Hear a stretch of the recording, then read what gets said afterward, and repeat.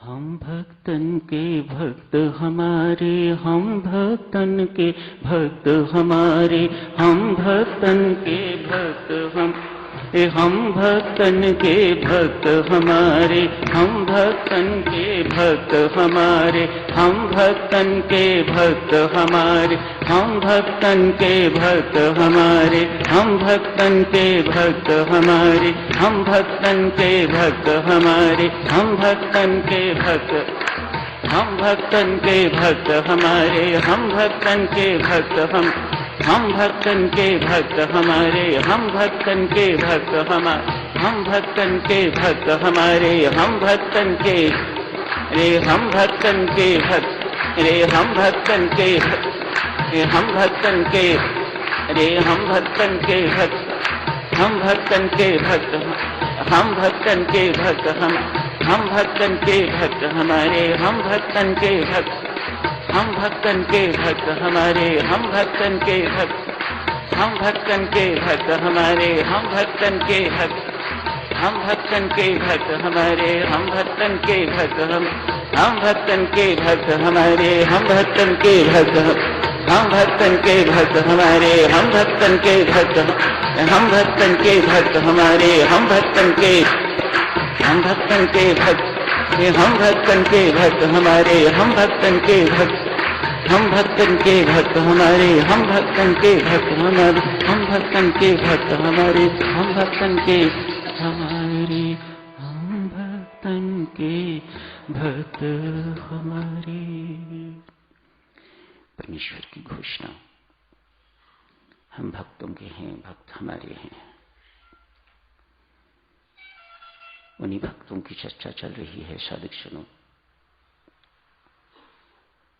स्वामी जी महाराज ने प्रथम भक्त राजा जनक को लिया है। कल आप जी से अर्ज की जा रही थी, भक्त वह जो भगवान का है, जो संसार का है वह संसारी।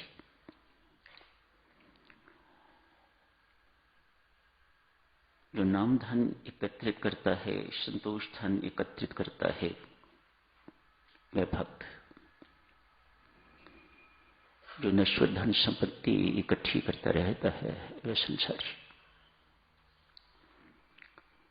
संसारी को संसार चाहिए, भक्त को भगवान चाहिए।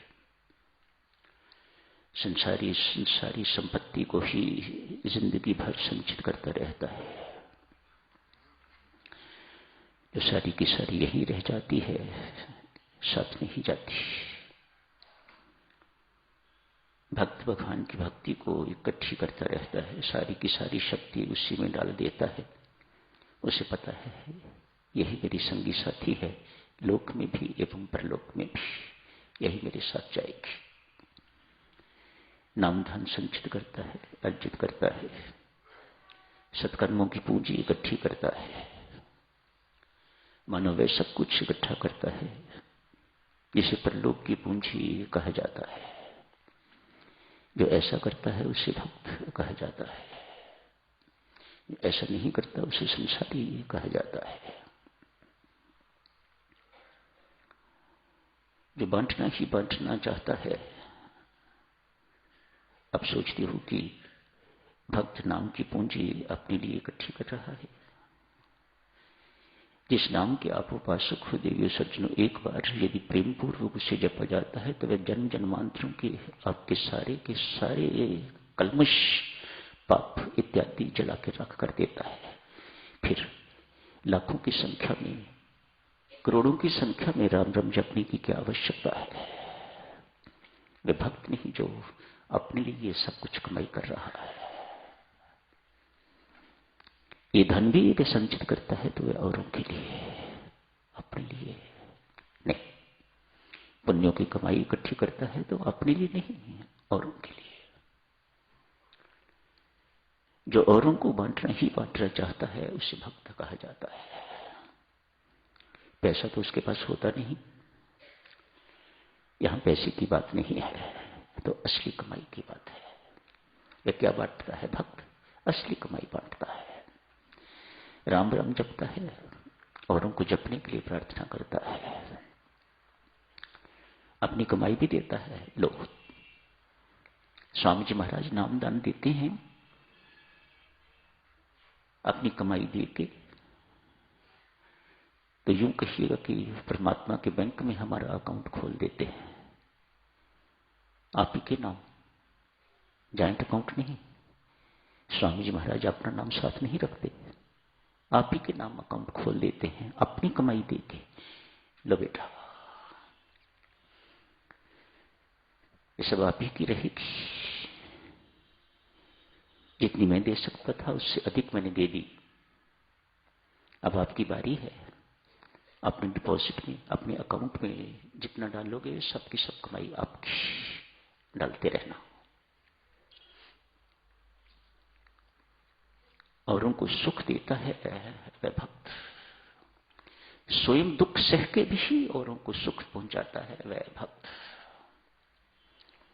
औरों को सुखी देख के जो सुख महसूस करता है वह भक्त, औरों को दुखी करके एवं दुखी देख के जो सुखी होता है वह संसारी। जमीन आसमान का फर्क है साधक।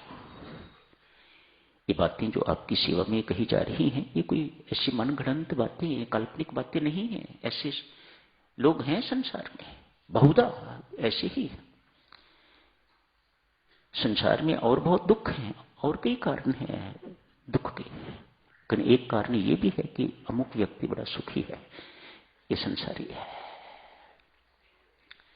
भक्त उसी वक्त परमात्मा को शीश नवा देता है, वाह परमात्मा, तूने इसे कितना सुखी बनाया है, तूने इतने कितना सुख दिया हुआ है।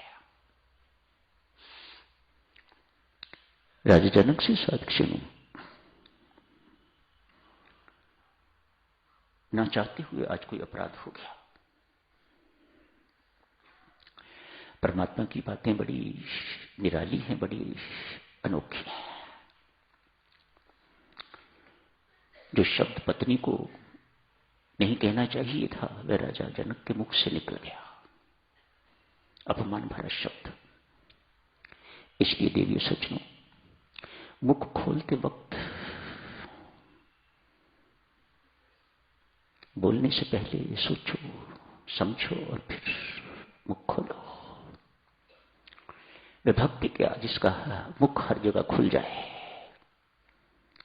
श्री प्रेम जी महाराज कहा करते थे, इसे मुख बंद करना नहीं आता वह भक्त नहीं हो सकता। वह भक्ति क्या जिसका आगे से मुख खुल जाए। वह तो मुख बंद रखना जानता है, और वो भी राम राम जपते हुए। उसे पता है कि मैंने बाहर क्या निकालना है, अंदर क्या ले जाना है। वह भक्त है। अतएव बोलते वक्त हर एक को दूसरों का अपमान करने का अधिकार नहीं, दूसरों के दोष वर्णन करने का अधिकार नहीं। जो करेगा भरेगा, कोई छूट नहीं, कोई छुटकारा नहीं। आज ना चाहते हुए भी राजा जनक से, राजा जनक जैसा ज्ञानी, राजा जनक जैसा भक्त, कर्मयोगी, एक महापुरुष, गुरु महाराज, शुकदेव के गुरु। कौन शुकदेव? महर्षि व्यासदेव का पुत्र, उसके गुरु महाराज राजा जनक। आप पढ़ोगे परसों। छोटी मोटी हस्ती नहीं, पत्नी का अपमान हो गया। परमेश्वर ने इसे अनदेखा नहीं किया। इसका अनदेखा करूंगा तो हर एक का मुख खुलना शुरू हो जाएगा। देखो परमात्मा को किन किन बातों का ध्यान रखना पड़ता है। तेरे जैसे व्यक्ति को ये शोभा नहीं देता, तू बहुत उच्च स्तर पर है। लोग तुझे भक्त मानते हैं, लोग तुझे भक्त नहीं कहते हैं। तेरा मुख इस प्रकार से खुलना संसार के लिए ठीक नहीं। क्या सजा निश्चित की जाए?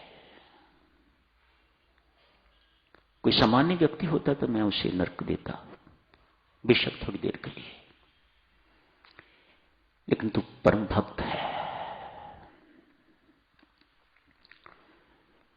प्रभु राम तेरे जमाई है, ससुर है तू उनका। तो छोटी मोटी हस्ती नहीं।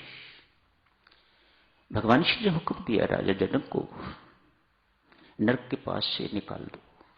बस मालिकों का मालिक है, जो मर्जी सजा दे, जो मर्जी सजा ना दे, किसी की सजा को भी काट सकता है। सामान्यतः हस्तक्षेप नहीं करता, लेकिन जहां जरूरत पड़ती है उसे कौन रोक सकता है। नरक के रास्ते से इसे पास से इसे निकाल दिया जाए।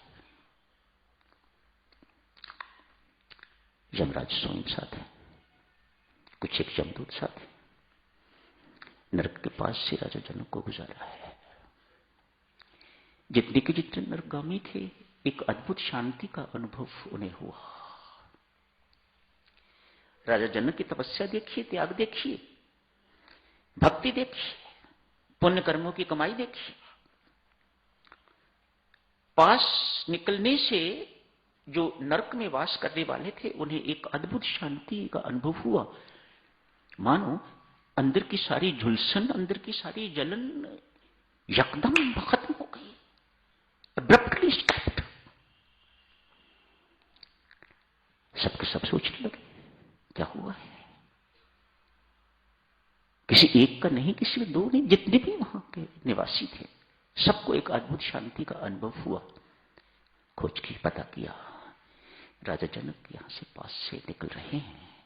ये उनके पुण्यों का प्रताप है, उनके तप, उनके त्याग का प्रताप है, उनकी कमाई का प्रताप है कि हमें शांति का अनुभव हो रहा है। हम जैसे अपराधियों को, हम जैसे पापियों को, हम जैसे कुकर्मियों को अद्भुत शांति का अनुभव हो रहा है। राजा जनक के कान में बात पड़ी, मेरे मात्र गुजरने से हजारों लाखों न जाने कितने यहां लोग हैं, उन्हें अगर शांति मिली है तो मैं आगे नहीं जाऊंगा। देखो ये भक्त है, ये क्या हुआ जो मुख में आया बोल दिया, ये क्या हुआ दूसरों को दुख देने वाले शब्द बोले, ये कोई भक्ति नहीं है। राजा जनक ने निर्णय किया, मैं आगे नहीं जाऊंगा। यदि मेरे पास से निकलने से या मेरे रहने से इन्हें शांति मिलती है तो मैं यही निवास करूंगा। मेरे लिए नरक सुखद निवास स्थान है। यमराज हाथ जोड़े, महाराज क्या कह रहे हैं आप, हम आपको यहां नहीं रख सकते। आपके पुण्य कर्मों के कारण महाराज आपको तो उच्च लोकों में जाना है, हमें बहुत दूर तक पहुंचाना है, आपको बहुत दूर तक ले जाना है आपको। ये तो परमात्मा का विशेष हुक्म था इस प्रकार का कि हमें यहां से निकालना था आपको, अन्यथा आपको कौन यहां ला सकता है, कोई नहीं। आपको बहुत उच्च लोकों में जाना है। राजा जनक यहां कहते हैं, जिन पुण्य कर्मों के कारण, जिन सत्कर्मों के कारण मुझे उच्च लोकों में ले जाया जा रहा है, मैं अपने सारे के सारे पुण्य कर्म, सत्कर्म इनको देता हूं। क्या भक्ति है। मैं सारे के सारे अपने सत्कर्म, जिनके कारण मुझे वैकुंठ में ले जाया जा रहा है या परमधाम में मुझे ले जाया जा रहा है, भगवान के घर में मुझे ले जाया जा रहा है, वे सारे के सारे पुण्य कर्म मैं इन नरकवासियों को डिस्ट्रीब्यूट करता हूं। मेरे सारे पुण्य कर्म,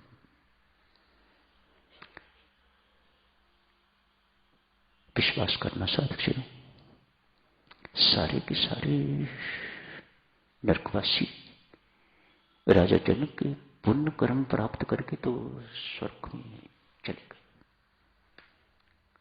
सारा का सारा नरक खाली हो गया एक व्यक्ति की कमाई से। कितनी पुण्य कर्मों की कमाई होगी राजा जनक की। एक की कमाई ने सारा का सारा नरक खाली कर दिया। सब चले गए। यमराज हाथ जोड़ के खड़े हैं, कहे महाराज अब आप भी चलिए। कहां? राजा जनक कहते हैं, मेरे पल्ले का कुछ नहीं, जो कुछ था मैंने बांट दिया, अब मेरे पास इस वक्त कुछ नहीं, मैं यहीं रहूंगा। नहीं महाराज, इन पापियों को अपना सब कुछ दे के जो आपने महापुण्य कमाया है, उस पुण्य के कारण आप और भी उच्च लोक में जाएंगे। क्या किया है? अपने पुण्य बांटे हैं, सुख दिया है। जो दूसरों को सुख देता है, जो दूसरों को बांटता ही बांटता है साधुजनों, उसे भक्त कहा जाता है। जारी रखेंगे परसों चर्चा को। आज यही समाप्त करने की इजाजत दीजिएगा। धन्यवाद।